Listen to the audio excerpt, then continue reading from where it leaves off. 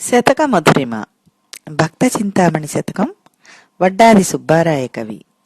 వసురాయ కవిగా ప్రసిద్ధి పొందిన వడ్డాది సుబ్బారాయ కవి 20వ శతాబ్దానికి చెందినవాడు.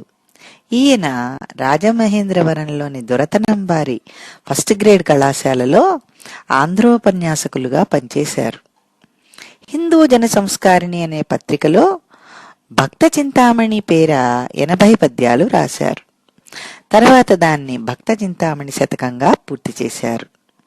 వీరి వేణి సంహారం అనే నాటకం చాలా ప్రసిద్ధి పొందింది. ప్రబోధ చంద్రోదయం అనే నాటకం, నందనందన శతకం, భగవద్కీర్తనలు అనేవి ఈయన ఇతర రచనలు. తన దేశంబు స్వభాషనైజమతమున్ అస్మత్ సదాచారముల్. తన దేశంబు స్వభాషనైజమతమున్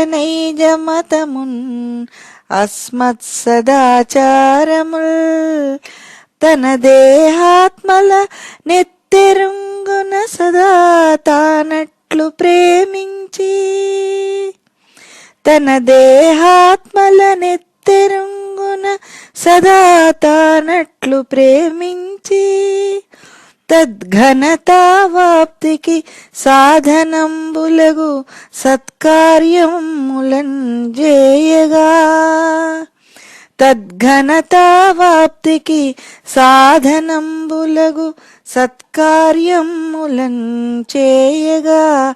అనువౌ బుద్ధినో సంగు మీ ప్రజకు దేవా భక్త చింతామణి. అనువౌ బుద్ధియో సంగు మీ ప్రజకు దేవా భక్త చింతామణి.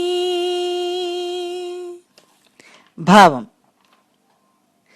భక్తుల పాలిట చింతామణి అయిన ఓ స్వామి, ఎవరైనా తన శరీరాన్ని, ఆత్మను ఎట్లా అభిమానిస్తాడో అలాగే తన దేశాన్ని, తన భాషను, మతాన్ని, ఆచారాన్ని కూడా అభిమానించేటట్లు, వాటి ఔన్నత్యానికి సాధనాలైన మంచి పనులను చేసేటట్లు తగిన బుద్ధిని ప్రజలకు ప్రసాదించు.